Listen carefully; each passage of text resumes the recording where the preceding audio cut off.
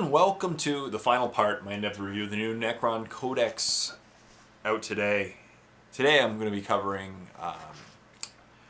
the formations, specifically the formations that make up the Tokurian what's it called? Necron Tokurian Detachment? Yeah. Necron Tokurian Detachment. And so basically each formation has its own cool set of special rules that apply to it. And the summation of the formations is the Necron Tokurian Detachment, as I mentioned in the first video. And it's really interesting. So as I said, you have to take a Reclamation Legion. And you have the option for every Reclamation Legion of taking a single Royal Court. And then you have to take, for every Reclamation Legion, 1 to 10 of the other formations that are called the Auxiliary Formations. So it's going to be interesting. So we'll start with the Reclamation Legion, which, as I said, is 1 Overlord, which can be substituted for the other HQs. 0 to 2 units of Lich Guard, 1 to 4 units of Immortals, 2 to 8 units of Warriors, 1 to 3 units of Tomb Blades, and 0 to 3 Monoliths. And you get moved through cover. So the whole special role, the whole squadron gets moved through cover. The whole Reclamation Legion. That's nice.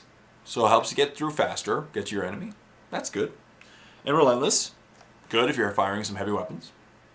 And you get enhanced reanimation protocols. You can reroll reanimation protocols of 1 for your Warlord from this formation, and the units from this formation that are within 12 inches of them. So that's pretty solid, because with this formation, if you're taking the Tokurian Detachment, you get to it's 4-up reanimation protocols. So 4-up reanimation reroll 1s.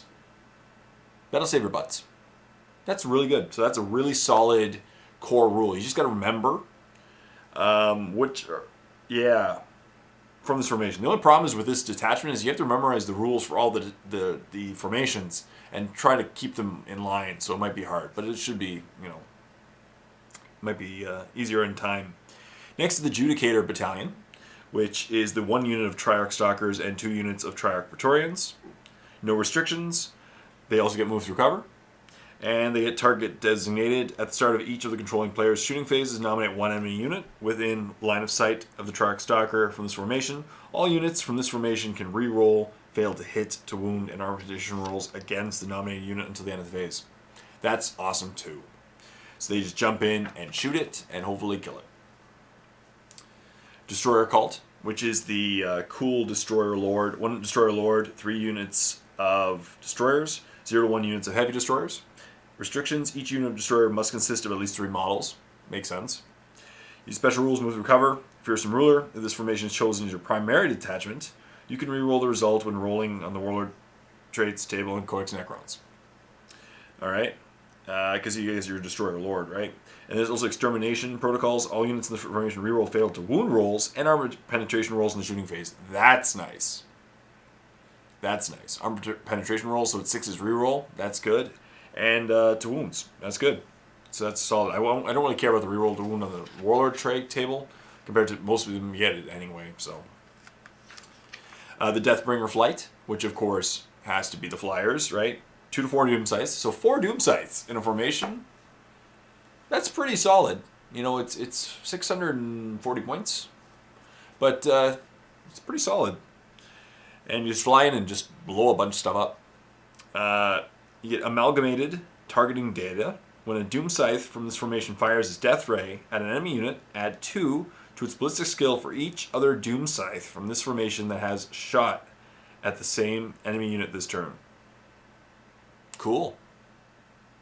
So 2 to ballistic for each other Doom Scythe that is shot at the same enemy this turn. So that's pretty insane. Yeah, I like that.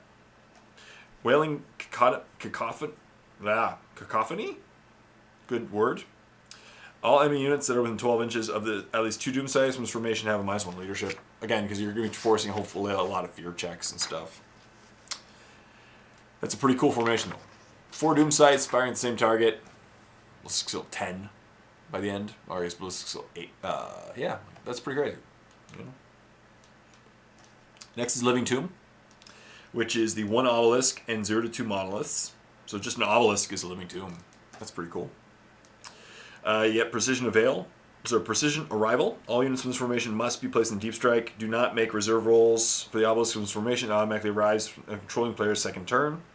When arriving in Deep Strike, monoliths from this formation do not scatter if they are placed within 12 inches of the Obelisk in this formation. Tomb Nexus, immediately after the monolith from this formation arrives from Deep Strike. Reserve, you could choose one friendly unit with the Necron faction, consisting entirely of models with either the infantry or jump infantry unit type that are in reserve and ongoing reserves. The chosen unit is placed as if it were disembarking from the monolith's Eternity Gate. So they come on automatically too. Cool. Any models that cannot be placed or removed as casualties, but the unit is otherwise treated exactly if they were disembarking from the transport vehicle. So they're not destroyed, just models cannot be placed, they're gone. Cool. So nice. See, all these just are nice bonuses that will go hand in hand with them. The Annihilation Nexus, which is 1 Doomsday Arc and 2 Annihilation Barges. There's Quantum Deflection. If the Doomsday Arc from this formation, Quantum Shielding, is deactivated at the start of any of the controller player's movement phases, you can nominate an Annihilation Barge from this formation within 6 inches as an active Quantum Shielding. That Annihilation Barge's Quantum Shielding is immediately deactivated, and the Doomsday Arc Quantum Shielding is immediately activated. So you can turn on one, activate the other. Might be good in this situation. Yeah, they're kind of taking one for the team. Camtech Harvest, which is the 1 Camtech Spider, 1 unit of Camtech Wraiths, and a unit of Camtech Scarabs. That's an interesting formation. And the special rules for this formation are Move Through Cover and Relentless, and they have adaptive subroutines. At the start of each of the controlling player's movement phases, choose one of the following special rules: Fleet, Reanimation Protocols, and Shred. Camtech Spider from this formation, and all units in this formation within 12 inches of the Camtech Spider from this formation benefit from the effects of the chosen special rule until the start of the controlling player's next movement phase. Up next is the Royal Court, which is simply the Overlord, or, it can be replaced with other guys. 1 to 3 Lords, 1 to 3 Cryptex, and like Illuminor, Zeros, or Oricon the Diviner can be taken in place of the Cryptex. Vanguard Oberon can be taken in place of the Lord. And Ematech the Stormlord, Nemesis, Sandrak, and Trazyn the Infinite, Enricure the Traveler, or Catacomb Command Barge can be taken in place of the Overlord. So you have a bunch of options there. Special rules: Move Through Cover and Relentless, Wisdom of the Aeons. If the Overlord from this formation is your Warlord, you can re-roll the rolling on the Warlord traits on the Warlord traits table. And that's it. That concludes my in-depth review of the new Necron Codex. That's everything. We've covered everything pretty much in depth. Yeah, I'm going to have to keep thinking about this. So what do I think about this Codex? First of all, the new formation is very interesting. The fact that it's a summation of formations is really an interesting idea. It's original, it's not like the other codices, and it's going to make the Necrons an interesting codex to play. The downside, though, is with these formations that there's a core formation is that I don't have any Tomb Blades, so I'm going to have to go buy some Tomb Blades just to use the formation. Tomb Blades and Immortals just to play this faction with the detachment. So that's unfortunate. And also that it forces you to play other models, with these formations.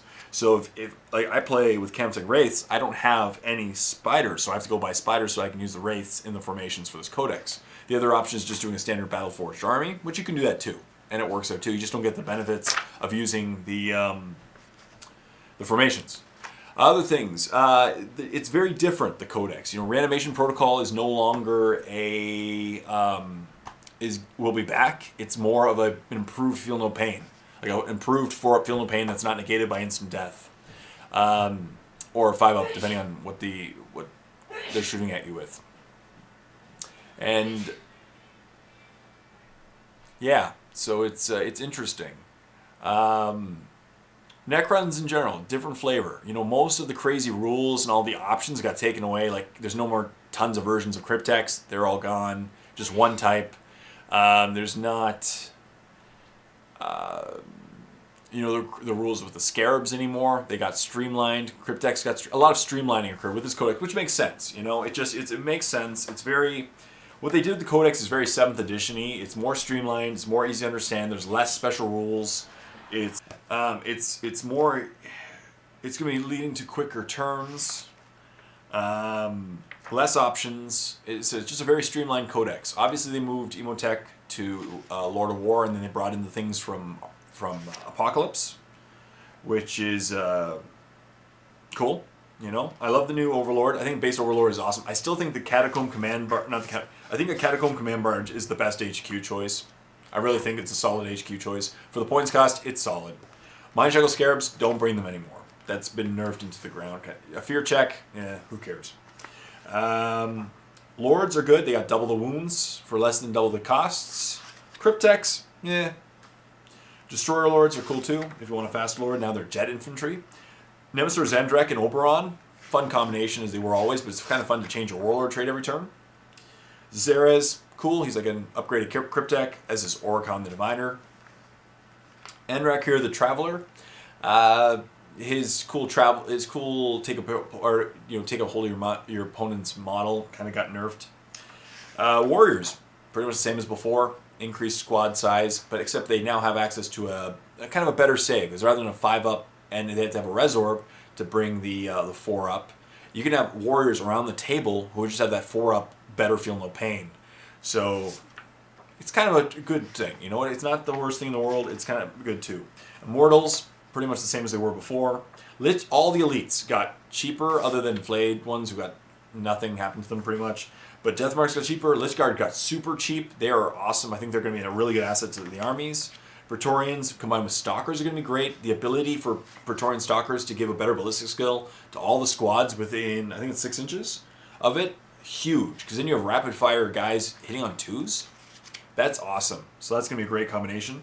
I really do like the way that they broke up the Catan shards again and gave them each their own distinct personality.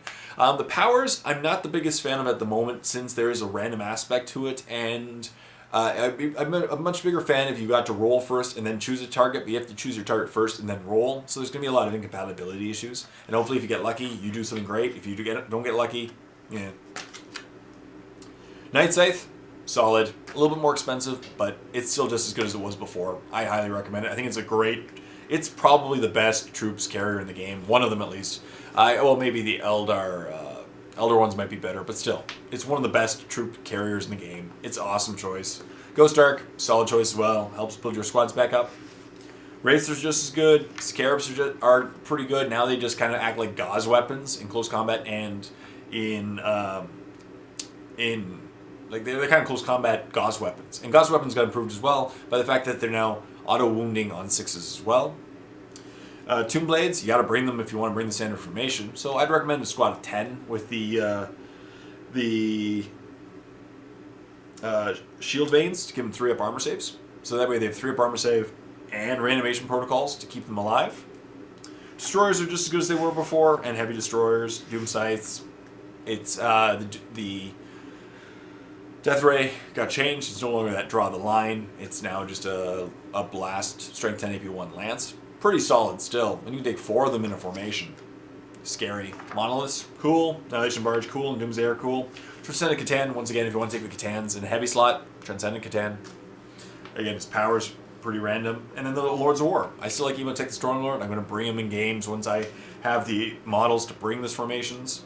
And the Obelisk and the Tesseract Vault are really cool vehicles as well. So that's it.